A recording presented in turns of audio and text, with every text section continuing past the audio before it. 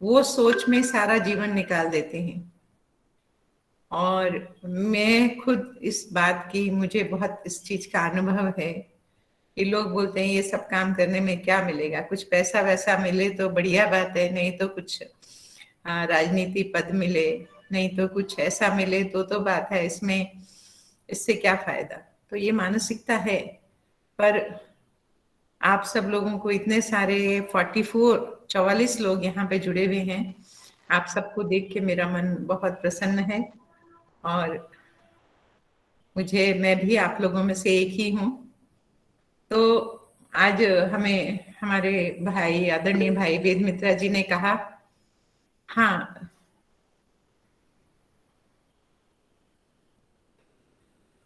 तो हमारे आदरणीय वेद मित्रा जी ने कहा कि स्वामी श्रद्धानंद जी का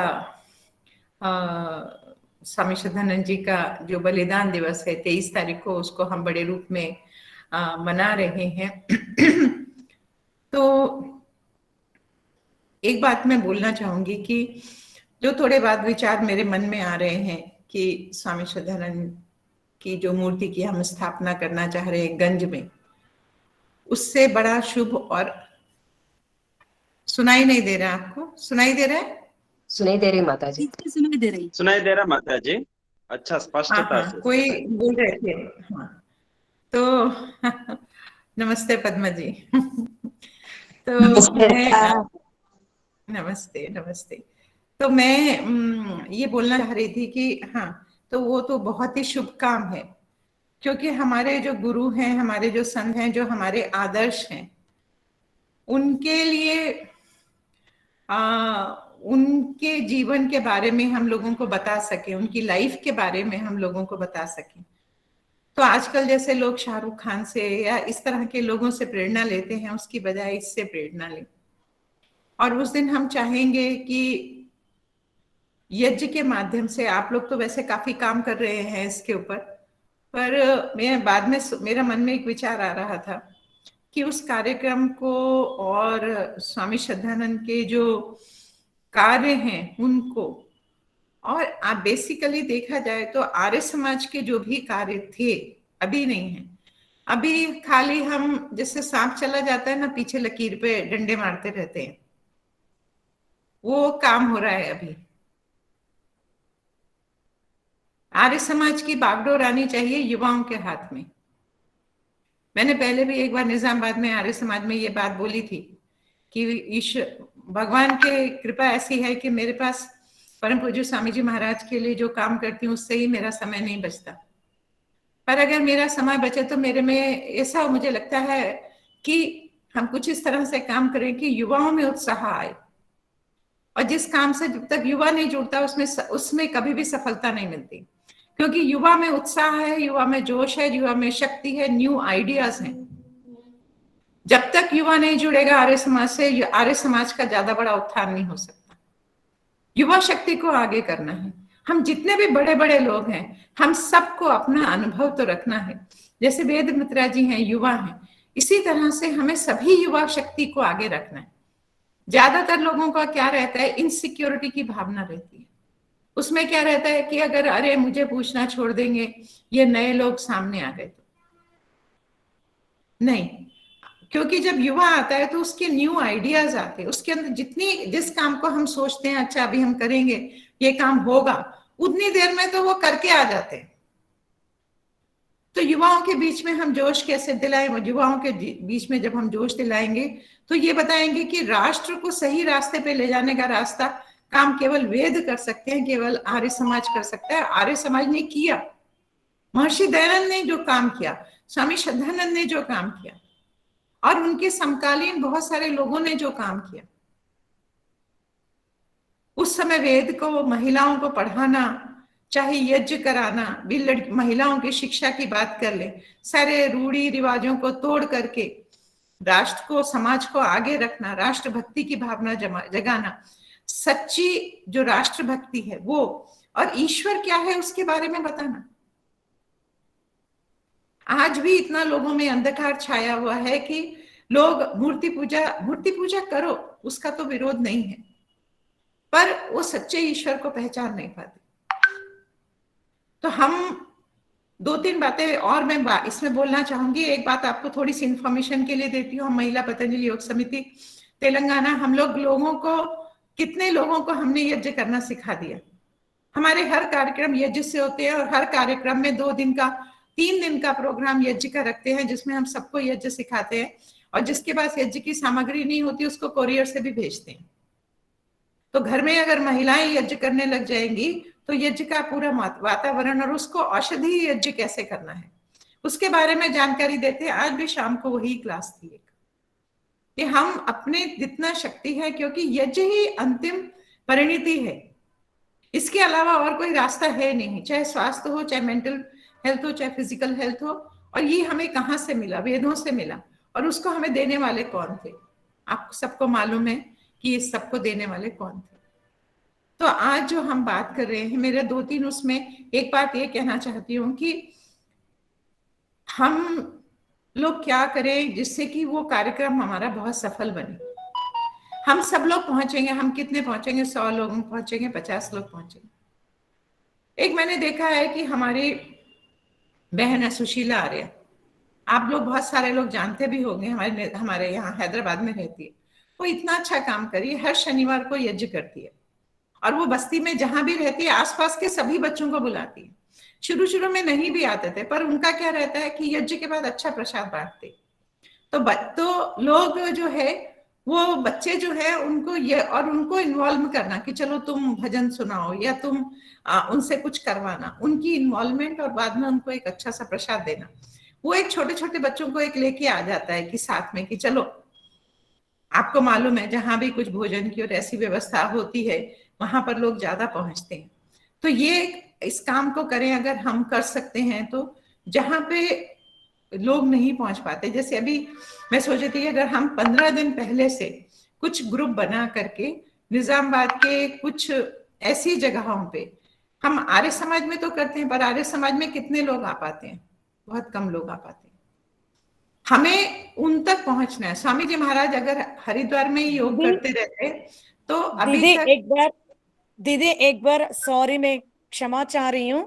विनोदा जी आप देखिए स्क्रीन में किसी का खाता हुआ फोटो आ रहा, और दीदी इतना गंभीर विषय बता रहे, थोड़ा एडमिशन वाले देख लीजिए ना। చెప్పండి గుంటూరు పద్మ గారు, మీరు కొంచెం మీ వీడియో ఆఫ్ చేసుకోరా? చెప్పండి।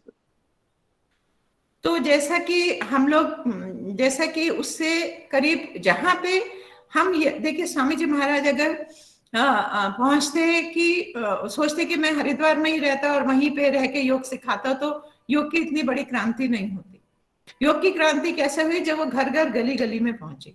इसी तरह से खासकर ये जो हम कार्यक्रम करने जा रहे हैं 23 तारीख का, हम कुछ टीम्स बना सकते हैं जहां जो हर रोज उस, जैसे कोई बस्ती है या आपके ही पहचान वाले घर में, या आप कुछ ऐसा कर ले कि जहां पे आसपास के लोगों को बिठा करके शाम को यज्ञ करें, थोड़ी सी बताएं उसको, और यज्ञ की महिमा बताएं, और स्वामी श्रद्धानंद के बारे में बताएं, उस कार्यक्रम के बताएं, वहां सबको इनवाइट करें, सबको बुलाएं और अच्छा सा प्रसाद बांटें। मैं इसमें बहुत, मेरे को विश्वास है कि ऐसा लगता है कि जहां हम भोजन की व्यवस्था रखते हैं या कुछ अच्छे प्रसाद की व्यवस्था रखते हैं तो लोग जरूर आते हैं। साथ में ये है कि आज हमारे देश में अन्नदान करने का बहुत पुण्य समझा जाता है। तो आप किसी को भी बोलोगे तो छोटा मोटा अन्नदान तो कोई भी कर देता है। उसके लिए जरूरी नहीं है कि हमें अपने जेब से ही पैसे लगाने होते हैं। तो हम इतने जगह पे जाकर के उस दिन कार्यक्रम के लिए लोगों को अगर हम इनवाइट करते हैं तो हमारा वो कार्यक्रम बहुत सक्सेस हो जाता है। उसमें अपने आप लोग जुड़ेंगे हमारे साथ, और उससे क्या होगा कि हमारे यज्ञ का भी बहुत प्रचार होगा। और हम जितने, एक बात मैं और बोलना चाहती हूँ कि जब हमारे समाज के कार्यक्रम करते हैं तो महर्षि दयानंद, वो तो एक मनुष्य के शरीर में एक देवात्मा थे, और वो पुरुष होते हुए भी वो अपुरुष थे, महापुरुष थे। उनके साथ हमारा कोई भी कंपैरिजन करना या कुछ भी हमारा अपना बराबरी करना बहुत गलत है। समय और हालात भी बदलेंगे। इस समय खंडन से काम नहीं चलेगा, इस समय मंडन से काम चलेगा। हमें किसी भी चीज को जब हम कह देते हैं, जैसे हम बहुत सारे जगह में हम बात करते हैं, तो मैं कभी किसी को ये नहीं बोलती कि आप नॉनवेज मत खाओ। हम ये बोलते हैं कि वेजिटेरियन खाने से क्या फायदे हैं, इससे हमें खाएंगे तो हमें क्या क्या मिलेगा। और या हम किसी को भी ये ना कहें कि तुम ये काम मत करो, क्योंकि अगर हम नेगेटिव बोलते हैं, ना बोलते हैं आप इस रास्ते पे मत जाओ, अगर कोई रास्ता इंसान गलत रास्ते पे जा रहा है या वो उसने गलत रूट ले लिया है, हम उसको ये बोले कि इस रास्ते पे मत जाओ, तो अगर हम उससे ये बोलेंगे कि तुम ये रास्ते पे जाओ, ये बेहतर रास्ता है, तो चला जाएगा। अगर हमने पहले बोल दिया ये रास्ता गलत है, तो क्या होगा, पहले ही हमारे बात में निगेटिविटी आती है। जैसे हम बच्चों को समझाते हैं, मैं स्कूल टीचर भी रही हूँ, हम बच्चों को अगर ये समझाएंगे तुम गलत लिख रहे हो, तो बच्चे में पहला क्या आ गया, निगेटिविटी आ गई। अगर हम उसको ये बोलेंगे तूने अच्छा तो लिखा है पर इससे तू अच्छा लिख सकता है, अगर तू ऐसे करे, फिर आप देखो बच्चे में कितना उत्साह आएगा।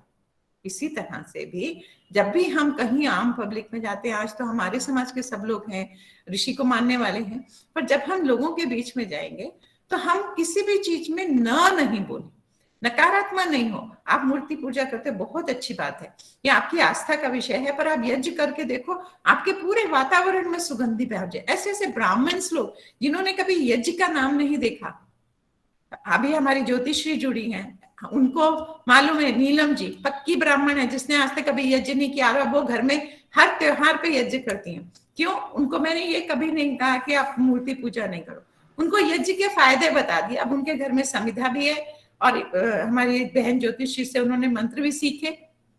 तो हमारे को कैसे तक लोगों को पहुंचना है, और सबसे बड़ी बात यही है आजकल की, आज समय में इतनी नेगेटिविटी है, तो हम नेगेटिविटी में नहीं जाके पॉजिटिविटी में काम करें, सकारात्मकता में काम करें, और ये समझ लें कि ये जो समय है ये बहुत ही मुश्किल समय है। इस समय बहुत सारी जो राक्षसी ताकतें हैं, जो दानवी ताकतें हैं, वो हमारे वैदिक धर्म के ऊपर, हमारे जो राष्ट्रीय धर्म है उसको मटिया मेट करने में लगी है। तो जो मेरा सबसे पहले हमें अपने बच्चों को पकड़ना है, क्योंकि हमारे बच्चे किसी इंग्लिश स्कूल में जा रहे हैं, किसी को पब्लिक स्कूल में जा रहे हैं, वहां जाके क्या सीखते हैं। अगर हम घर में उनको अच्छे संस्कार देंगे तो कुछ ना कुछ तो उनके अंदर चेंज आएगा, कुछ ना कुछ तो बदलाव आएगा।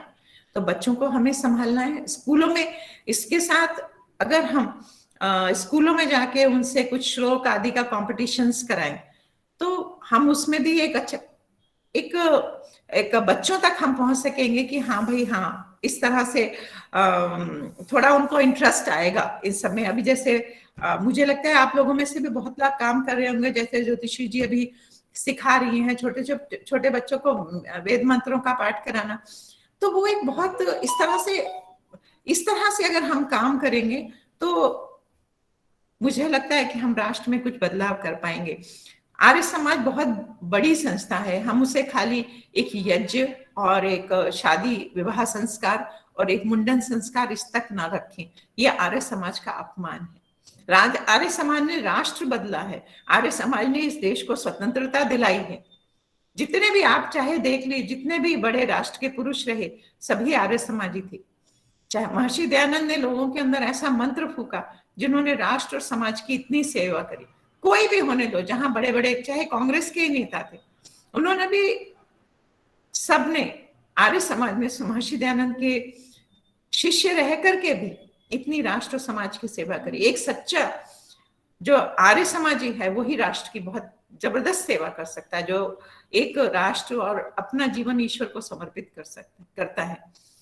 तो हम तो अगर हमारे इस जीवन के हमारी जिम्मेदारियां पूरी हो चुकी हैं, तो क्यों ना हम अपना पूरा जीवन राष्ट्र को समर्पित कर दें। बाकी खाना पीना रहना और सोना ये तो जानवर भी कर लेता है। तो जिनकी जिम्मेदारियां भी पूरी नहीं करी हुई तो वो अभी आंशिक रूप से कर सकते हैं, और बाकी जिनकी जिम्मेदारियां पूरी हो गई मेरी तरह से, वो अपना जीवन सारा आहूत कर दें। बचा के क्या रखना है, किसके लिए बचाना है? योग करें, सुबह सुबह शरीर को तंदुरुस्त बनाए, ताकतवर बनाए, और पूरा दिन राष्ट्र की सेवा करें। आर्य समाज का जितना प्रचार कर सकते हैं, बच्चों में आप जितना घुसा सकते हो आर्यवीर दल का, उतना आप करो। इतना मैं आप लोगों को बोलना चाहूंगी क्योंकि मैं फिर खुद कई बार महसूस करती हूँ कि शायद मैं इसमें लगूं और तो शायद मुझे भी लगेगा कि हाँ कुछ बदलाव हुआ, बदलाव कर सकी मैं। पर अभी इस समय जो मैं ये काम कर रही हूँ, ये भी एक बहुत ही मुझे लगता है राष्ट्र के लिए, समाज के लिए बहुत जरूरी काम है। और इसमें जो अपना रोल है, अगर मैं उसको अच्छी तरह से निभा लेती हूँ तो मैं अपने लिए अपने को धन्य समझती हूँ। और इसके साथ साथ आप लोगों में जो ये बड़ा कार्यक्रम कर रहे हो, मुझे जो भी सेवा देंगे मैं जरूर उस सेवा को पूरा करने की कोशिश करूंगी। मुझे वेद मित्रा जी ने कहा था कि आप 2-3 दिन के लिए निजामाबाद आए। आप जब भी मुझे बुलाएंगे मैं कभी भी जरूर निजामाबाद आ जाऊंगी, 1-2 दिन जरूर रहूंगी। जो भी कार्यक्रम में कहीं जाना है, कुछ भी करना है, 100% मैं आऊंगी। आप मुझे बता दीजिए, पर मुझे कम से कम 1 वीक पहले बता दीजिए, जिससे कि मेरे और जो कार्यक्रम है उनको मैं थोड़ा सेट कर सकूं। और उस कार्यक्रम के लिए हम बात देखिए, कार्यक्रम की सफलता की बात होती है, वहां हम कितने लोगों को इकट्ठा कर सकते हैं। और उस लोगों को इकट्ठा करने के लिए हमें अभी से उसका अभियान शुरू करना पड़ेगा। और उसका अभियान शुरू करने के लिए मेरे मन में जो आइडिया है, जो मेरे भाव आए, वो मैंने आपको बता दिए। और उसको आप कैसे कार्य रूप में परिणित करेंगे, कैसे उसको कार्य रूप में उसको आगे बढ़ाएंगे, वो आप लोग देखें। और जहां आपको मेरी जरूरत है सलाह है, क्योंकि आप सब लोग बहुत प्रबुद्ध हैं, मैं जिस को देख रही हूँ, एक बहुत ही ज्यादा समर्पित, बहुत ज्यादा प्रबुद्ध और बहुत ज्यादा ज्ञानवान विद्वान विदुषियां हैं यहाँ पर, और बहुत ज्यादा समर्पित है। मैं तो बहुत कम सेवा कर पाती हूँ महर्षि दयानंद के इन सब जो उनके जीवन के आदर्श रहे और उनके जो विचार रहे, उसकी कम सेवा कर पाती हूँ, पर मन में भाव तो जरूर है। तो आप सब लोग बहुत प्रबुद्ध जन हैं, आप सब लोग इस कार्य को बहुत अच्छा आगे बढ़ा सकते हैं। जहां भी मेरी सेवा की जरूरत हो, आप मुझे एक आवाज लगाएंगे, मैं पहुंच जाऊंगी। इतना मैं जरूर कहती हूँ। और क्योंकि मैं, आप लोग सब पूरा कार्यक्रम कर रहे हैं, आप उस चीज में लगे हुए हैं, इसलिए आपकी इन्वॉल्वमेंट पूरी है। और मैं चाहूंगी कि इस कार्यक्रम को अपार सफलता दी जाए। और जिस बात को मैंने फिर से एक बात दोबारा दोहराती हूँ, वो कार्यक्रम सफल होता है जहाँ भीड़ बहुत होती है, जहाँ बड़ा कार्यक्रम होता है, जहाँ ज्यादा लोग आते हैं। और आप जहां भी जा रहे हैं, 1-1 से 100 रुपए भी लेते जाइए ना, धनराशि इकट्ठी हो जाएगी। जहां पे थोड़ा सा कार्यक्रम के लिए भी बोलेंगे तो लोग इकट्ठा कर देंगे पैसा। पैसे की कोई बात नहीं है, मन में अगर आप पहला 100 रुपया निकाल के अपनी जेब से डालेंगे तो जरूर आगे वाले लोग भी आपके जेब में जरूर डालेंगे। अब पहला हाथ आप मांगने में डालेंगे तो दान नहीं मिलेगा। पहला जेब से डालिए, दूसरा किसी से मांगिए, जरूर मिलेगा। क्योंकि आप अधिकार से मांगेंगे, जब आपको लगेगा कि मैंने भी दान दिया तो दूसरे भी दे सकते हैं। ये ऐसा है। तो आप सब लोगों का बहुत बहुत धन्यवाद, बहुत बहुत अभिनंदन, बहुत बहुत शुभकामनाएं। इस कार्यक्रम को हम सफल बनाएं, जन जन तक पहुंचाएं, ज्यादा से ज्यादा लोगों को इस कार्यक्रम में जोड़ सकें। और आने इसको यहीं तक हमें रोकना नहीं है, इस कार्यक्रम को और भी हम आगे बढ़ा लें। और इसके लिए आप सब लोगों को बहुत बहुत ईश्वर की कृपा रहे। ईश्वर आपको ऐसी बुद्धि दे कि इस कार्यक्रम को बहुत आगे आप लेके जा सके। मेरी अनंत शुभकामनाएं आप सभी को। बहुत बहुत धन्यवाद। मेरी अभी दूसरी मीटिंग है, मुझे उसमें जाना है। तो वेद मित्रा जी, आप मुझे। माता जी, एक रिक्वेस्ट है, स्वामी श्रद्धानंद जी के बारे में एक छोटी सी घटना सुना दीजिए बस, आपके आशीर्वाद से।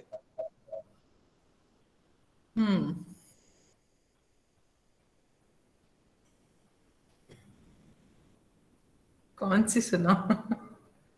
ठीक है।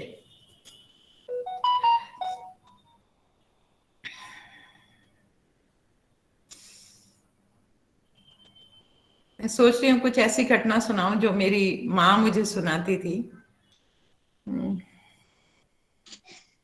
बाकी तो आप सब लोग, वही हम सुनना चाहते हैं।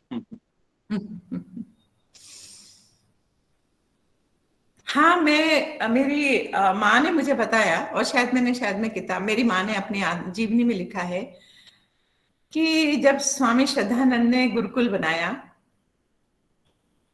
और गुरुकुल कांगड़ी बनाया, तो गुरुकुल कांगड़ी बनाया तो उन्होंने सबसे पहले अपने दोनों बेटों को, जो इंद्र जी थे और हरिश्चंद्र जी थे, उनको गुरुकुल में दाखिला दिलवाया। और उसके बाद दूसरे बच्चों को भी दाखला दिलवाया।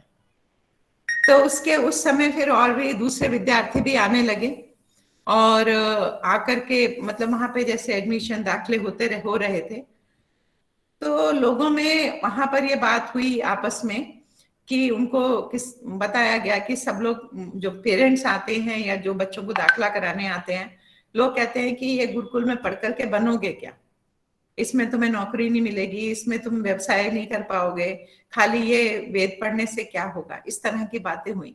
तो उन्होंने कहा, तो किसी ने उनको जवाब दिया, किसी 2 लोगों की बात थी जो स्वामी श्रद्धानंद को पता चली। तो कहा कि उनको स्वामी श्रद्धानंद के भी तो, उनके भी तो, आचार्य जी के भी तो 2 बच्चे पढ़ते हैं, दोनों बच्चे यही हैं। उन्होंने कहा कि नहीं, वो तो जालंधर में उनकी अकूत संपत्ति है, तो उनको क्या है, यहाँ से बच्चे पढ़ के भी जाएंगे तो अथाह पैसा है, बहुत पैसा है, उनको किस चीज की कमी है। ये बात जब जब स्वामी श्रद्धानंद जी को पता चली तो उनको बहुत दुख हुआ। तो अगले दिन सुबह 4 बजे उन्होंने अपने दोनों बेटों को बुलाया और कहा कि ये जो जालंधर की जितनी भी संपत्ति है ये मैं दान कर रहा हूं, तुम्हारे में से दोनों में से किसी को कुछ चाहिए क्या, अगर चाहिए तो बताओ, तुम्हारे को कोई ऑब्जेक्शन तो नहीं।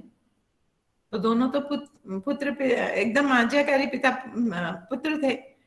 उन्होंने कहा नहीं, हमको कुछ नहीं चाहिए। तो उसी समय उन्होंने अपनी सारी चल अचल संपत्ति जो भी थी वो गुरुकुल को दान कर दी और उसके बाद आर्य समाज को दे दी।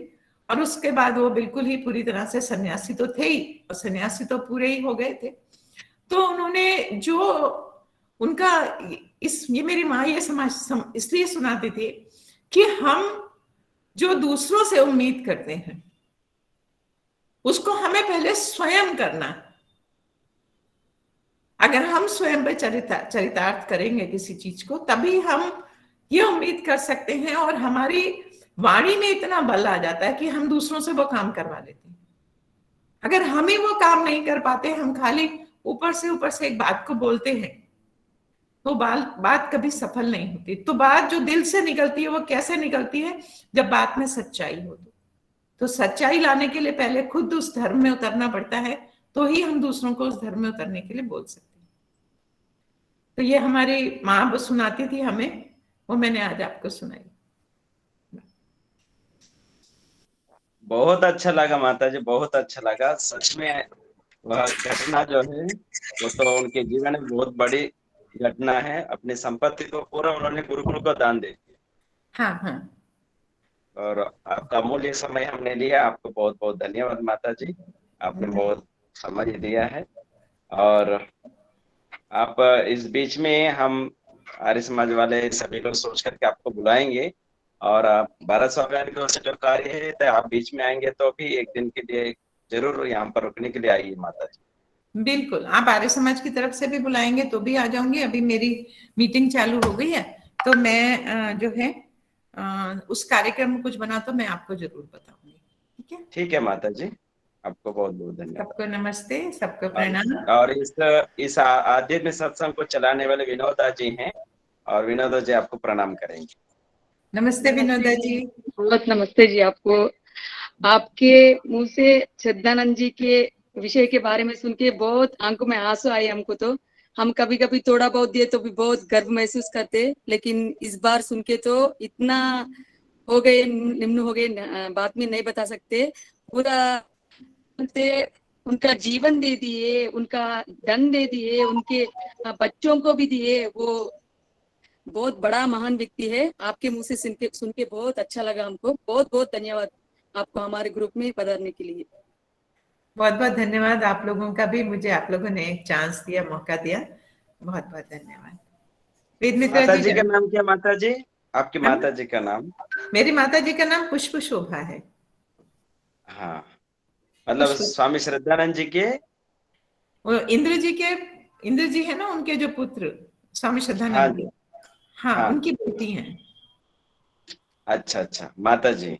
हाँ, इंद्र जी थे ना जो गुरुकुल के वाइस चांसलर रहे, अपना कन्या हाँ। गुरुकुल कांगड़े के, उनकी बेटी।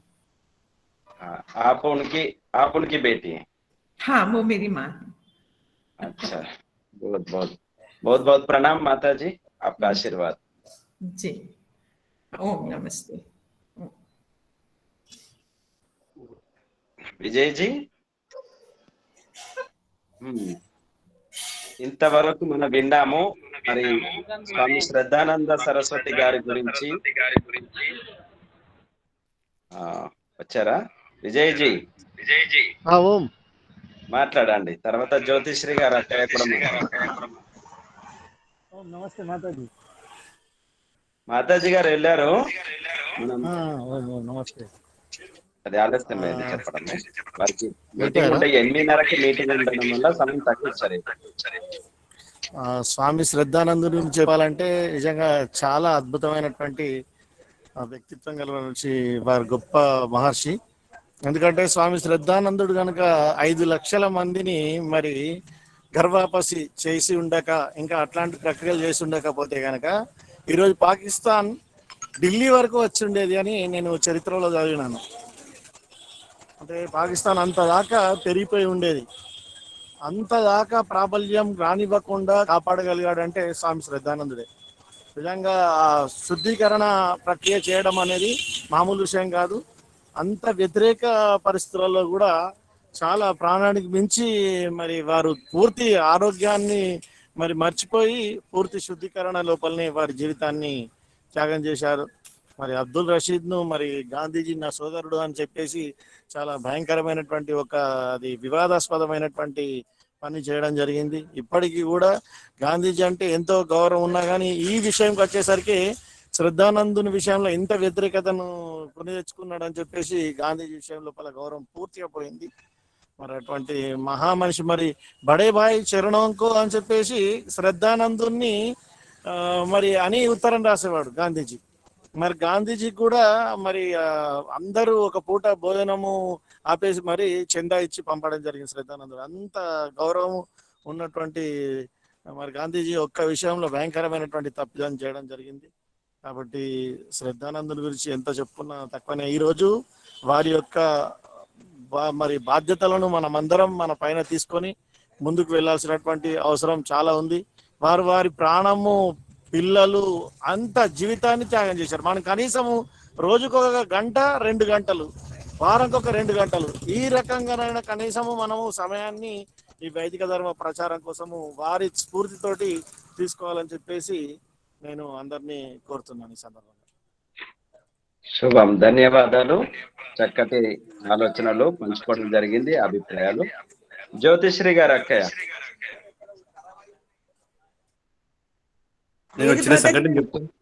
నేను వింటున్నాను అంతే. చెప్పాలి, మీరు కూడా ఒక్కొక్కరు ఒక్కొక్క ఘట్టం చెప్పండి. సంతోష్ గారు చెప్పండి. అక్కయ్య సంతోష్ గారు చెప్తున్నారు కదా, చెప్పనివ్వండి, సంతోష్ ని చెప్పనివ్వండి. సరే సరే. నేను ఒక సంఘటన వారి గురించి చదివాను నేను ఒక చోట. ఏంటంటే ఇప్పుడు గురుకులం మంచి పేరు వచ్చి దాన్ని చాలా పెద్ద పేరు వస్తుంది.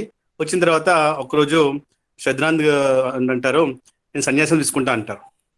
అయితే అప్పుడు చాలా మంది అంటారు ఇంత పెద్ద గురుకులం, ఇంత మంచి పేరు వచ్చింది, ప్రపంచంలో మంచి పేరు వచ్చింది, ఇంత పెద్ద ప్రాపర్టీ, ఇంత మంచి పేరు ఎందుకు వదులుకుంటున్నావు, ఒకసారి మళ్ళీ ఆలోచించు అంటారు అనమాట. అయితే మళ్ళీ ఆయన నెక్స్ట్ డే రోజు పొద్దున అంటాడు, మళ్ళీ ఆలోచించుకుని చెప్తాను. నెక్స్ట్ డే మార్నింగ్ ఆయన వేస్తాడు, నేను ఈ రోజు సన్యాసం తీసుకుంటున్నాను, ఈ గురుకులతో నాకు ఏం సంబంధం లేదు, ఈ వివరాలన్నీ కూడా వేరే వాళ్ళు చూసుకుంటారని చెప్పేసి ఆయన సన్యాసాశ్రమం తీసుకుంటారు. ఎంత త్యాగం ఏమంటే జీవితంలో ఎంత పేరు సంపత్తి ఉన్నా కూడా క్షణాల్లో వాడిని వదిలేసేసి సన్యాసాశ్రమం తీసుకుంటారు వచ్చి నెక్స్ట్ డే రోజు. కాబట్టి వాళ్ళు చాలా త్యాగం చేశారు. ఈ యొక్క సంఘటన చాలా చాలా ప్రేరణ కలిగిస్తుంది నాకు. ధన్యవాదాలు. చక్కటి విషయం తెలియజేస్తున్నారు అక్కయ్య. భ్రాతాజీ నేను వినే దానికి వస్తున్నాను అంతే.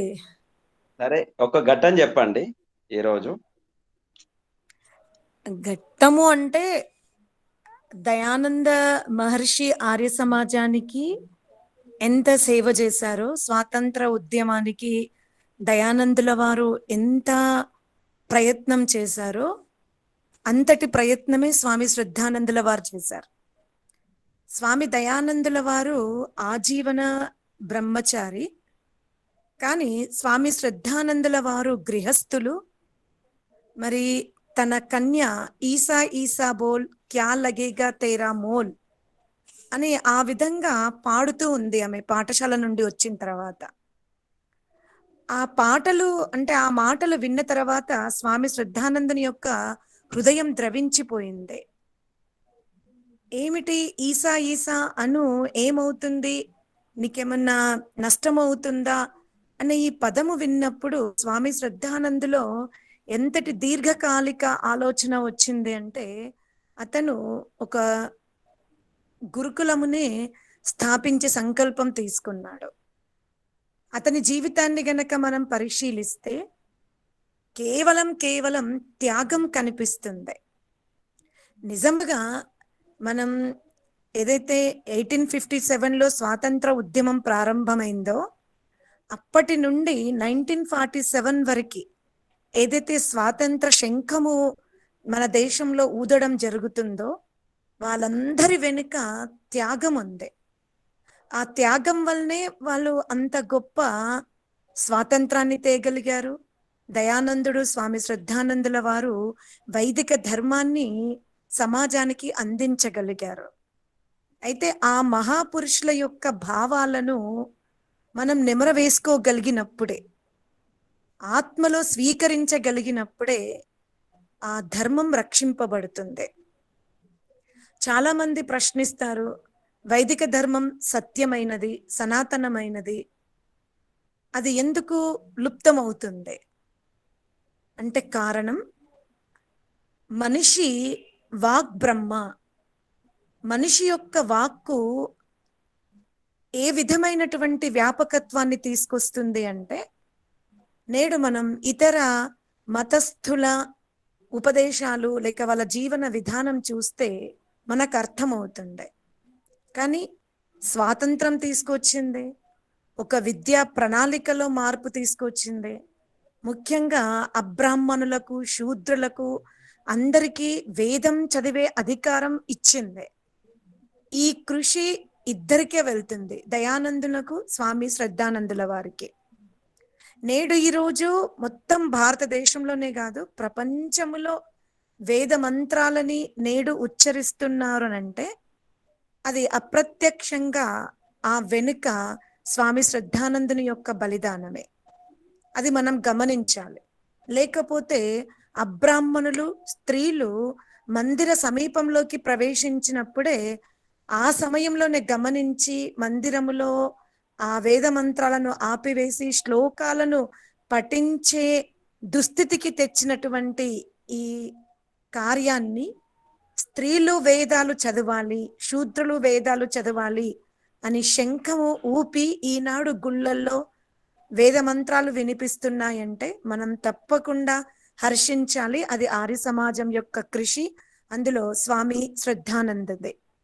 అయితే మనం ఇటువంటి మహాపురుషుల యొక్క చరిత్రను తీసుకుని వారు జీవితాన్ని సమర్పిస్తే మనకు లభించిన ఆయువులో ఒకవేళ గనక మనం వైదిక ధర్మము చేత లాభాన్వితులమై కూడా వేద మంత్రాలని పఠిస్తూ అంతర్గతంగా ఎంతో శక్తిని పొందుతూ ఈ శక్తిని మనవంతగా మనం నలుగురికి ఇవ్వకపోతే ఏ విధంగా స్వాతంత్ర బీజాలు వేసి ఉరికంభమెక్కి అనేక రకాలుగా వీర సావర్కర్ తీసుకోండి, చరిత్ర తీయండి, స్వాతంత్రం రావడానికి మన పెద్దలు, మన పూర్వజులు ఎంతో కృషి చేశారు. మరి ఆ స్వాతంత్ర సుఫలాన్ని మనం అనుభవిస్తున్నాము, ఆనందిస్తున్నాము. కానీ వారి రుణం తీర్చుకోవాలి అంటే భోగ ప్రపంచము నుండి ప్రస్తుత దేశ క్లిష్ట పరిస్థితికి మనము సమిధలు కాకపోతే మనం కృతజ్ఞులమే అవుతాము. ఇంతకంటే పాపము సంపాదించుకున్నటువంటి దురదృష్టం మరొకటి ఉండదనుకుంటున్నాను. ఓం.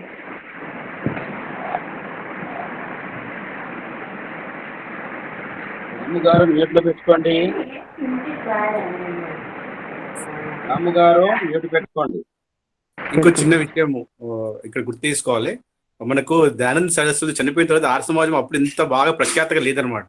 కేవలం నలుగురు మాత్రమే ఈ ఆర్య సమాజం ఇక్కడ కారణము. ఒకటి శ్రద్ధానందుడు, పండిత లీక్ రాముడు, తర్వాత గురుదత్ విద్యార్థి, తర్వాత ఇంకో హన్స్రాజ్, వీళ్ళందరూ ఈ నలుగురి వల్లనే ఈ ఆర్య సమాజం ఎంత పెద్ద పేరు వచ్చింది. ఇంత ముందుగా ఆర్య సమాజం అంత ప్రచలితం లేదు దయానంద జీవితంలో. తర్వాత ఈ ఆర్య సమాజం ఇంత రావడానికి కారణం ఈ నలుగురు, దీనికి ఈ ఆర్య సమాజం ఇక్కడ తీసుకోవడం కారణం. దాంట్లో శ్రద్ధానందుడు ముఖ్య పాత్ర వహించాడు.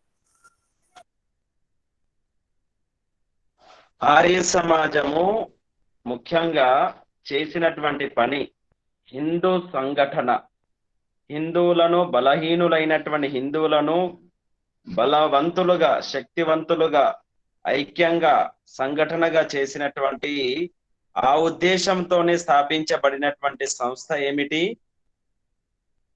ఆర్య సమాజము. వాస్తవానికి ఆర్య సమాజము హిందుత్వ ఐక్యత కొరకు ఏర్పాటు చేయబడినటువంటి, అంటే హిందుత్వంలో ఉన్నటువంటి బలహీనతను దూరం చేసి అందరినీ సంఘటితం చేసి దేశ స్వాతంత్రంలో వారందరినీ భాగస్థులు చేయాలనేటువంటి లక్ష్యంతోనే ఏర్పాటు చేయడం జరిగింది. కాబట్టి మనం ఈ విషయం అర్థం చేసుకోవాలి. అజ్ఞానాన్ని దూరం చేయడానికే, అందరిలో ఉన్నటువంటి అవిద్య, అంధకారాలను, అజ్ఞానాన్ని ఏ కారణం చేతనైతే ఈ దేశానికి పతనావస్థ ఏర్పడిందో అటువంటి వేద విద్య లుప్తం కావడం వలన ఇవన్నీ జరిగినాయి. కాబట్టి దానిని దూరం చేయడానికి, మళ్ళీ మనం పూర్ణ వైభవాన్ని పొందడానికి ఆర్య సమాజం స్థాపించడం జరిగింది. అందుకరకే మహాత్మా స్వామి శ్రద్ధానంద గారు వారు ఒక గ్రంథం రాశారు, హిందూ సంఘటన్ క్యూ ఔర్ కైసే. హిందూ సంఘటన్ క్యూ ఔర్ కైసే, హిందువులను ఏ విధంగా ఐక్యం చేయాలి, ఎందుకొరకు అంటే మన దేశాన్ని పూర్తిగా శక్తివంతంగా మార్చాలి అంటే మనమందరం ఐక్యంగా ఉండాలి, ఐకమత్యమే మహాబలం. ఈ భావన కొరకు వారు ప్రయత్నం చేయడం జరిగింది. జామా మస్జిద్ లో త్వమిహిన పితాబాస్ అనే ఉద్దేశంతో కూడా చెప్పడం జరిగింది. ఇలా ఎన్నో ఘట్టాలు ఉన్నాయి. కాబట్టి మీలో నుంచి కూడా ఎవరికైనా ఏదైనా ఘట్టం గుర్తుంటే తప్పకుండా మీరు కూడా తెలియజేయండి. ఆ తర్వాత వారిని ఆదర్శంగా తీసుకొని మన వంతు పాత్ర ఏమిటి, మనం ఏం చేయాలి, ప్రతినిత్యం ఏం చేయాలి, ఎటువంటి ఆలోచనలు ఉండాలి, వ్యక్తిగతం కాకుండా సమిష్టిగా, కేవలం ఒకరొకరు కాకుండా కలిసి ప్రణాళికబద్ధంగా మనం ఎలా ముందుకు వెళ్ళాలి అనే భావనతో సమిష్టి కార్యం కొరకు మనం అందరం ప్రయత్నం చేయాలి. ఈ రోజు ఆర్య సమాజంలో గురుకులాలలో వ్యక్తిగతమైనటువంటి ప్రయత్నాలు జరుగుతున్నాయి, కార్యక్రమాలు జరుగుతున్నాయి, చాలా శ్రమిస్తున్నారు. కానీ ఇలా వ్యక్తిగతమైనటువంటి కార్యక్రమాల ద్వారా, ప్రణాళికల ద్వారా అంత లాభం లేదు. ఎక్కువ శ్రమ కలుగుతుంది, ఇబ్బంది కలుగుతుంది, చాలా సమస్యలు ఉత్పన్నమవుతున్నాయి, ఒంటరితనం అనేది వస్తుంది. కాబట్టి మనము ఇక నుండి మనం చేయవలసింది, ఇప్పుడు మనకున్నటువంటి లోపము ఏదైతే ఉందో కలిసి చేయకపోవడం అనేది, దాన్ని దూరం చేసి సమిష్టిగా మనం ముందుకు వెళ్ళడానికి ప్రయత్నం చేద్దాము. మరి వారి ద్వారా, స్వామి శ్రద్ధానంద గారి ద్వారా మనం తెలుసుకోవాల్సిన విషయం ఇది, మనం అనుసరించవలసినటువంటి ఆచరణాత్మకమైన విషయం ఇది, వారు చేసిన పనే అది. కాబట్టి మనం కూడా వారి దారిలో నడుద్దామని తెలియజేస్తూ, ఇక ఎవరైనా వారి గురించి తమ అభిప్రాయాన్ని వ్యక్తం చేయడానికి సిద్ధంగా.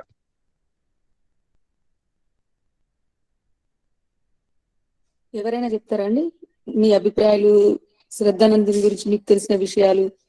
వైదికులు ఎవరైనా సరే మీ అభిప్రాయాలు చెప్పడానికి సిద్ధంగా ఉంటే చెప్పండి. నేనైతే నాకు తెలిసిన వరకు విన్నది అదొక్కటే, గురుకులంలో బ్రిటిష్ వారు వచ్చి ఇక్కడ బాంబులు తయారు చేస్తున్నారంట అని చెక్ చేయడానికి వస్తే, అవును నేను మానవ బాంబులను తయారు చేస్తున్నాను, మొత్తం సమాజాన్ని మార్చే బాంబులను తయారు చేస్తున్నానని విద్యార్థులను, బ్రహ్మచారులను చూపించడం జరిగిందట. మేము ఎప్పుడో చిన్నప్పుడు విన్న సంఘటన ఇది. ఎప్పుడు గుర్తొచ్చినా చాలా ప్రేరణాదాయకంగా అనిపిస్తుంది ఈ విషయం. ఇటువంటి సంఘటనలు మీకు ఏవైనా గుర్తుంటే తప్పకుండా పంచుకోండి ఈ సందర్భంగా. మరి మనం కూడా బాంబులను తయారు చేయాలి. ఉన్న గురుకులాల్లో బాంబులను తయారు చేద్దామా, మరి కొత్త ప్రణాళికతో బాంబులను తయారు చేద్దామా? మరి సంవత్సరం నుంచి మనం కార్యక్రమం చేస్తున్నాము. మరి ఈ కార్యక్రమం యొక్క ఆధ్యాత్మిక సత్సంగము, వైదిక సత్సంగం, అన్ని రకాల ఆన్లైన్ కార్యక్రమాల యొక్క ఉద్దేశము, వైదిక విశ్వ గురుకులం యొక్క ఉద్దేశం ఇదే.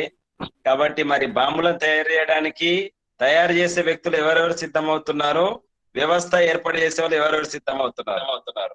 బాంబులు తయారైతున్నాయి కదా, ఇది సరిపోదు. మనుషులను కూల్చే బాంబులను తయారు చేయాలి. ప్రారంభం మాత్రమే. ఓం ఆ, ఏ మనుషులను ఏ కాదు ఉన్నటువంటి వారు మనసులను, ఇప్పుడు చెప్పండి. చెప్పండి విజయ్జీ. మనుషులను కాదు మనసులలో ఉన్నటువంటి విద్వేషాలను కూల్చే బాంబులను తయారు చేయాలి మనం ఇప్పుడు. ఇప్పుడు విషయం ఏంటిదంటే ఇది ఆన్లైన్ ద్వారా జరుగుతున్నది ప్రవచనమే, శ్రవణమే. ఖచ్చితంగా వారు ఎవరో ప్రశ్నించినారు కదా, తప్పకుండా నిర్మాణం జరగాలి అంటే గురుకులం పద్ధతిలోనే నిర్మాణం జరుగుతుంది. దానికి తగినటువంటి ఏర్పాట్లు చేసుకుని చేయాలి. అది అది చిన్నప్పటి నుంచి ఉంటుంది, చిన్నప్పటి నుంచే మౌల్డ్ చేస్తుండాలి. పెద్దవాళ్ళను శ్రవణం ద్వారా తయారు చేయాలి. కాబట్టి మానవ బాంబులను, వైదిక బాంబులను తయారు చేయడానికి సిద్ధం కావాలి. జ్యోతిష్రక్కయ్య గారు ఏమైనా మాట్లాడుతున్నారా?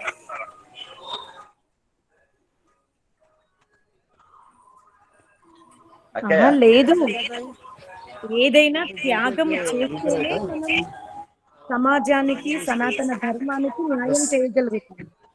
కేవలం శ్రవణానందము, చప్పట్లు కొట్టడం కాదు కదా. మన జీవితంలో ఉన్న సమయం ఇస్తామా, ధనం ఇస్తామా, లేక ఒక నలుగురిని వైదిక ధర్మం వైపు ప్రేరణ కలిగిస్తామా అనేది ఉండాలి. ఈరోజు ఒక ముఖ్యంగా ఆడవాళ్ళని తీసుకోండి, ఒక చీర కొంటే ఈ షాప్ లో చీప్ ఉంది, బాగుంది అని చెప్తారు. మరి ఆర్య సమాజంలో ఏదైతే వేద సుగంధాల పుష్ప గంధం ఉందో దాన్ని పీల్చుకున్న తర్వాత ఆ గంధము ఎందుకు వ్యాప్తింపబడ్డం లేదు? అంటే పీల్చుకునే వారు అక్కడికి ఆపేసినందువలన, లేక అది పీల్చుకునే భాగ్యం కలగకపోవడం వలన? ఇది మనం లోతుగా పరిశీలించాలి. ఎందుకంటే ప్రపంచంలో ఎన్ని విద్యలు పుట్టినప్పటికీ కూడా వైదిక ధర్మానికి సాటి రావడం లేదు. మరి అటువంటి శ్రేష్టత్వముతో కూడుకున్న వేద విద్య సుగంధ పుష్పాలని తరతరాలుగా అనుభవిస్తూ కూడా ఆ ధర్మాన్ని మనం ముందుకు తీసుకెళ్ళలేకపోతున్నామంటే ఏమిటి? అది అందరం, ప్రతి ఒక్కరం మనని మనం ఆత్మ నిరీక్షణ చేసుకున్నప్పుడు, అరే ఈ మహాపురుషులు ఈ సనాతన వైదిక ధర్మానికి త్యాగం చేసిన దాంట్లో నేను నా జీవితంలో ఎంత త్యాగం చేస్తున్నాను? ఎప్పుడైతే త్యాగ ప్రవృత్తి మనలో వృద్ధి చెందుతుందో అప్పుడే మనం ఆ ధర్మాన్ని, ఆ రాష్ట్రాన్ని, ఆ సంస్కృతిని రక్షించగలుగుతాం. త్యాగము లేకపోతే అది చెయ్యలేము అంటున్నా.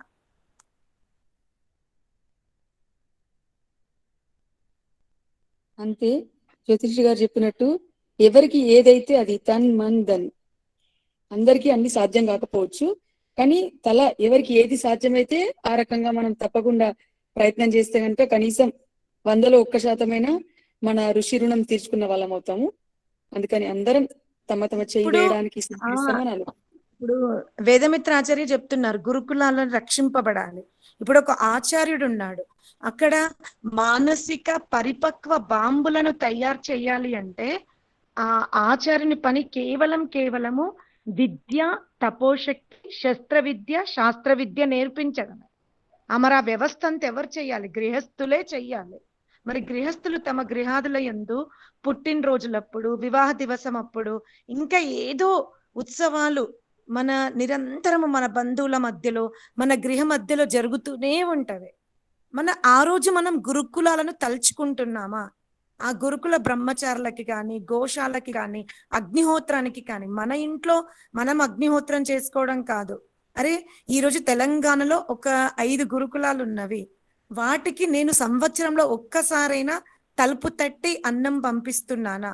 అక్కడున్న వ్యవస్థకి నేనేమైనా సమిధనవుతున్నానా అని అనుకుంటే, నార్త్లో ఎట్లా గురుకులాలు రక్షింపబడ్డాయో సౌత్ లో కూడా రక్షింపబడుతుంది. ఆ సంకల్పం మనం చెయ్యగలగాలి. అసలు దయానందుడు ఏమన్నాడు? మన సంపాదనలో 1% తప్పకుండా దానం చేస్తుంది. పౌరాణికులకు కూడా చెప్పొచ్చు. మన ఏదైతే మన మిత్రమండలి ఉందో, బంధువర్గం ఉందో, మీది పుట్టినరోజా, ఇలా గురుకులానికి మీరు గోదానం చేయండి, అన్నం పెట్టించండి, బ్రహ్మచారులకి భోజనం పెట్టించండి. ఇట్లాంటి వ్యవస్థ మనం చేస్తే గురుకులాలు రక్షింపబడతవి, ఆచార్యులకి ఆర్థిక వ్యయము ఉండదు. కనీసం ఒక్క గురుకులం నుంచి ఇప్పుడు దేశానికి స్వాతంత్రం రావడానికి ఝాన్సీ లక్ష్మీబాయి వాళ్ళు వేలల్లో లెక్క పెట్టొచ్చు, కానీ ఎంత ఫ్రీడమ్ పట్టుకొచ్చారు.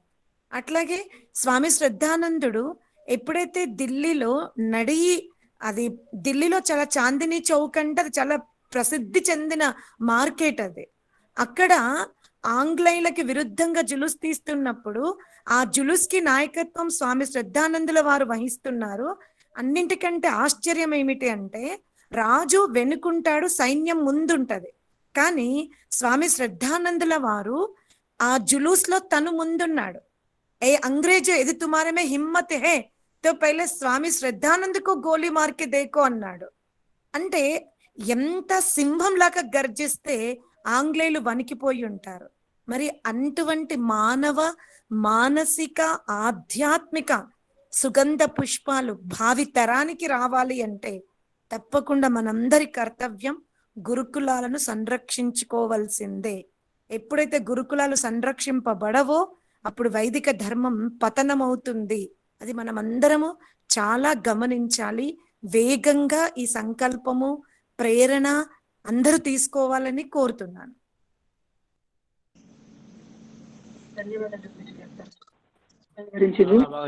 అసలు నేను ఒక చిన్న సిచ్యువేషన్ చెప్తాను, ఇక్కడ అనుభవం జరిగింది.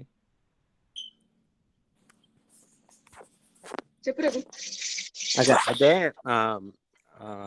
వేదంతజీ ఆచార్య, నాకు యాక్చువల్ గా మీకు విజయ్ కూడా కొద్దిగా అటెన్షన్ కావాలి. నేను ఇక్కడ ఒక బర్త్డే పార్టీకి వెళ్ళాను 3-4 వారాల క్రితము. వాళ్ళు నాకు తెలియదు అంట, వాళ్ళు క్రిస్టియన్స్ అన్న విషయం తెలియదు. తీరా అక్కడికి వెళ్ళిన తర్వాత చర్చ్ నుంచి ఒక 4 బృందం వచ్చింది. వాళ్ళ దగ్గరనట ఒక స్పీకర్, మైక్, మొత్తం ఆడియో సెట్ ఉంది బ్రహ్మాండంగా.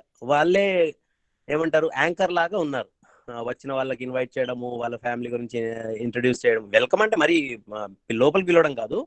ఈవెంట్ స్టార్ట్ అయిన తర్వాత వాళ్ళు మైక్ అందుకొని బర్త్డే పాప కొద్దిగా ఆశీస్సులు చెప్పినట్టు చెప్పి తర్వాత వచ్చిన వాళ్ళకి థ్యాంక్ యూ నోట్ ఇచ్చి తర్వాత ఇంకా పాటలు స్టార్ట్ చేశారు. తెలిసిందే కదా మనకు, పాటలన్నీ ఫుల్గా ప్రార్థనలు అవి ఇవి చేసేసి మరీ విడ్డూరం ఏంటంటే భోజనానికి ముందు కూడా వాళ్ళ దానిలో మరి భోజనాల మంత్రాలు ఏమైనా ఉంటాయేమో మరి దానికి కూడా చేసి నువ్వే అంత ఇచ్చింది ప్రభు అన్నట్టు చెప్పి తర్వాత తినమంటే నాకే విచిత్రం అనిపించింది. ఇదేంద్ర బాబు ప్రేయర్కి వచ్చిన బర్త్డే పార్టీకి పోయినా అన్నట్టుగా. అంటే అక్కడ నాకు ఆలోచన వచ్చింది ఎట్లా అనంటే, మనము ఎవరైనా ఇట్లా పార్టీ చేస్తారు అన్నప్పుడు మేము ఓన్లీ ఆర్గనైజ్ చేస్తాము, కానీ రిచువల్స్ మొత్తం మా ప్రాసెస్ త్రూ ఉంటాయి అనేసి మనం పిల్లలకు మంచిగా, మనకు బర్త్డే సాంగ్ ఉంది, సంస్కృతంది, ఎంత మంచిగా అన్ని రైట్ ఆశీస్సులు ఇవ్వచ్చు. 15-20 మినిట్సే కాబట్టి హోమకార్యం కూడా చేయొచ్చు. తర్వాత భోజన మంత్రం చేయించి అందరినీ భోజనాలు చేయమని చెప్పొచ్చు కదా. అట్లా మనము ఒక చిన్న బ్రోచర్ లాగా పెడితే ఎవరన్నా ఇంట్రెస్టెడ్ ఉంటే అక్కడ మనకు మంచి ప్లాట్ఫామ్ ఉంటది కదా అని చెప్పి ఆలోచన, అంతే. అలా ఆల్రెడీ చేస్తున్నామా, చేయొచ్చా అన్నది నా సందేహం. వాళ్ళు దానిలో ఎలా అంటే కొద్దిసేపు ప్రేయర్స్ చేయించారు, కొద్దిసేపు అన్ని చెప్పి చేయించారు. కానీ మన దగ్గర అయితే ఇంకా కోట్ల గుణితం ఎక్కువ ఉంది కదా ప్రతి చోట. అది whether it is knowledge, whether it is blessing, why we should follow all such things అనేది బర్త్డేలో వచ్చినటువంటి పిల్లలందరికీ అట్రాక్టివ్ గా ఉంటది, వాళ్ళకి నేర్చుకోవడానికి ఒక అవకాశం ఉంటది కదా అన్నది నా థాట్, అంతే. చాలా మంచి థాట్ రఘు, చాలా చాలా మంచి థాట్. వాళ్ళు చూడు ఎక్కడున్నా కూడా వాళ్ళ విధానంలో వాళ్ళు మళ్ళీ వాళ్ళ ధర్మ ప్రచారాన్ని చేస్తున్నారు, వాళ్ళ మత ప్రచారాన్ని చేస్తున్నారు. ఇక్కడ కూడా మళ్ళీ వాళ్ళ మత ప్రచారాన్ని చేస్తున్నారు. ఈవెంట్ నేనేమో బర్త్డే, బట్ చేసేదేమో వాళ్ళ మతానికి సంబంధించింది. వాళ్ళంతా డెప్యూటీస్ ఉన్నారు నిజంగా. వాళ్ళ దగ్గర ఇట్లా లామినేటెడ్ సాంగ్స్ ఉండే అక్క, మా అందరికి సాంగ్స్ ఇచ్చేసారు, మొబైల్లో ఒక URL ఇచ్చేసారు, ఇదిగో మేము ఈ భజన చేస్తున్నాము, ఈ పాట చేస్తున్నాము. ఇక అందరూ 50 మంది అయినప్పుడు మనం వాళ్ళ లోపల అన్నట్టు నిలబడతాం కదా. ఇంకా because everyone is engaged there, right? వేరే పాయింటే లేదు అక్కడ. అట్లా మన దగ్గర అయితే ఇంకా మంచి రిలవెంట్ టు ద కాంటెక్స్ట్ ప్రతివి దొరుకుతాయి కదా. ఇప్పుడు మన ఆర్య సమాజం నుంచి మేము మీ బర్త్డే ఆర్గనైజ్ చేస్తాము. మనకేముంది, మొబైల్, ఒక స్పీకర్, మైక్ పెట్టుకోవచ్చు, మనం అక్కడ వేయచ్చు. ఈవెంట్ ఆర్గనైజర్ లాగా ఉంటాము. ప్లస్ ఏమంటారు, మన ఎజెండా ఏంటి, పిల్లలకు మంచిది నేర్పడం, అంతే మనది అక్కడ. అంటే మన ధర్మ పద్ధతిలో కూడా మనం బర్త్డే సెలబ్రేట్ చేసుకోవచ్చు అనే ఇంటిమేషన్ వాళ్ళకి ఇవ్వగలగడం. కరెక్ట్, అవును.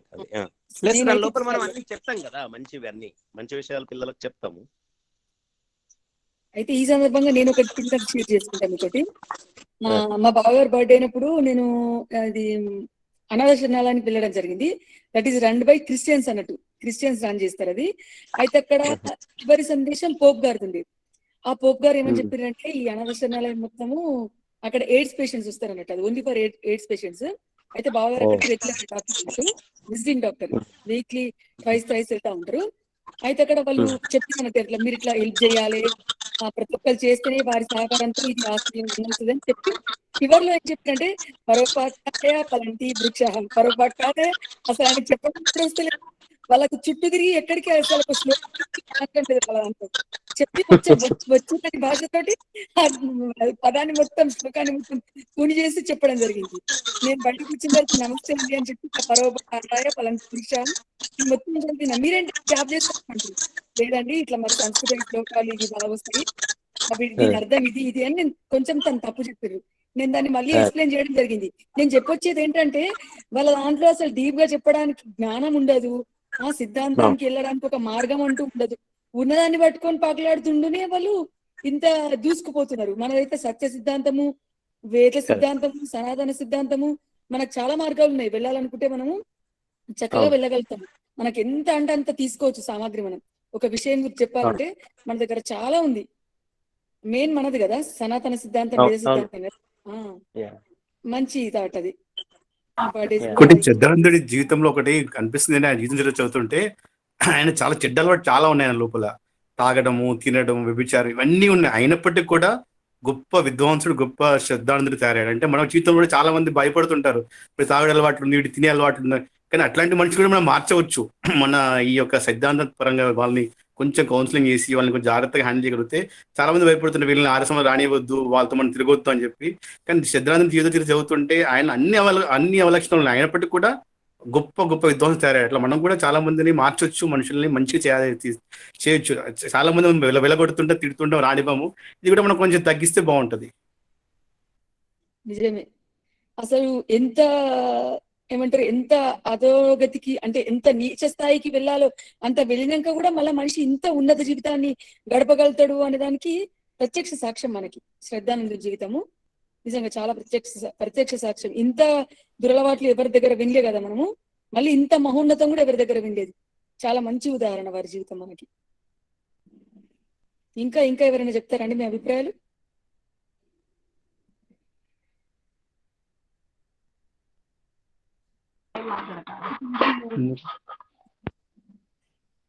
చెప్తారా ఎవరైనా?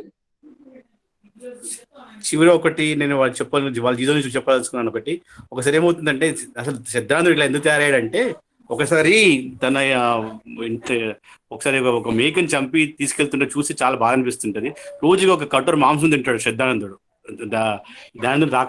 శ్రద్ధానందుడు మారక ముందు మున్షిరామ్ ఉన్నప్పుడు. అప్పుడు ఆయన అది చూసిన తర్వాత తనకు పెట్టిన కఠోర మాంసం తీసి గోడ కొట్టేస్తాడనమాట.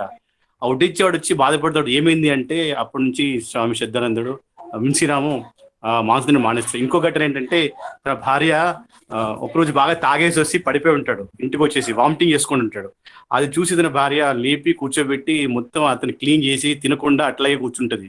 అది మేలు కూర్చుని అడుగుతాడు, ఏమైంది నాకైతే చెప్తుంది, ఇట్లా నువ్వు తాగేసి వచ్చావు, మొత్తం వామిటింగ్ చేసుకున్నావు, నేనంతా క్లీన్ చేసేసి నీకు మంచిగా కూర్చోబెట్టాను, మంచి పడుకోబెట్టాను. అప్పుడు ఈ 2 గంటలు కూడా ఆయన జీవితాన్ని మార్చేస్తాను అనమాట. నేను ఇంత ఘోరంగా తాగేసి ఒక మనిషిని హింసిస్తున్నానని చెప్పేసి అది కూడా తను మార్చుకొని మంచివాడిగా తయారవుతాడు.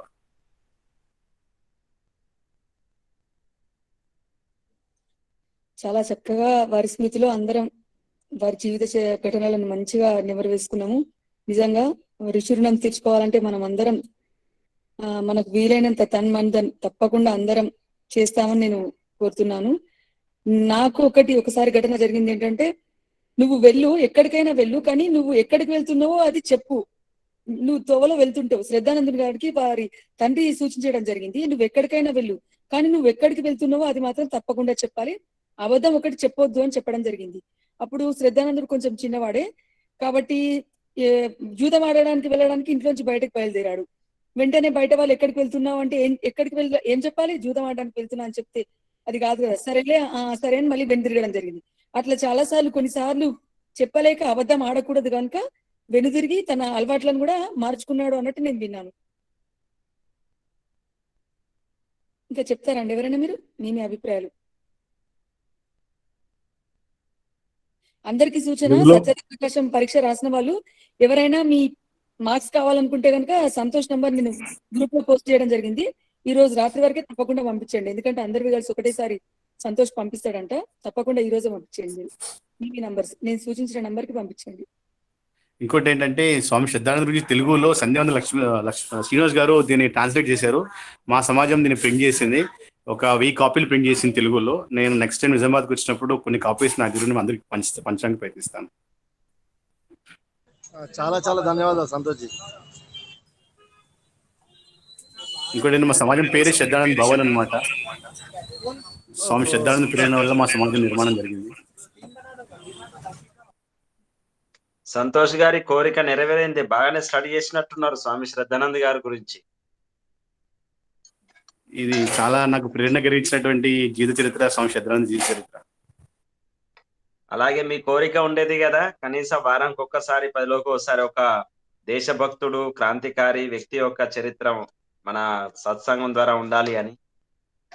అవును, మొన్న సూచించడం జరిగింది. అక్క ఒక్కరోజు ఖచ్చితంగా ఎవరిదైనా జీవిత చరిత్ర పెట్టుకుందాం మనం అంటే అనుకోకుండా శ్రద్ధానందుడి ద్వారానే ప్రారంభమైంది మనది. ఎవరమన్నా ఒకరు వారంలో ఒకరోజు అర్థం తీసుకుందాం. వారి జీవిత చరిత్రలు చాలా ప్రేరణాదాయకంగా ఉంటాయి కదా, మనం వారి ద్వారా స్ఫూర్తిని పొందొచ్చు. శ్రద్ధానందం గురించి ఇంకా సంవత్సరం చెప్పినా వాడవదండి అక్కయ్య.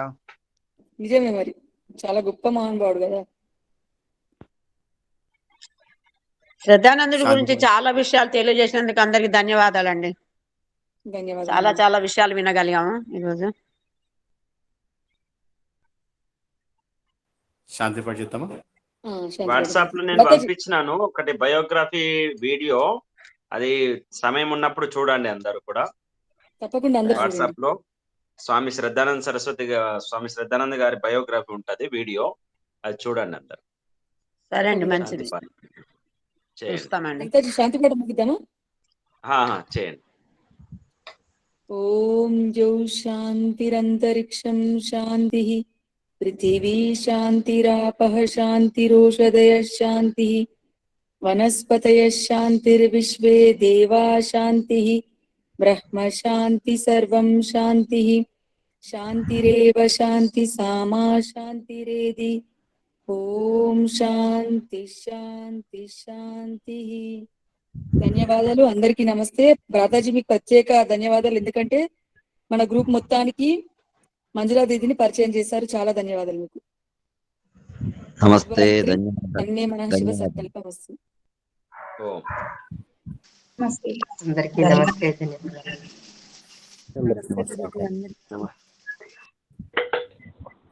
అందరికీ నమస్తే.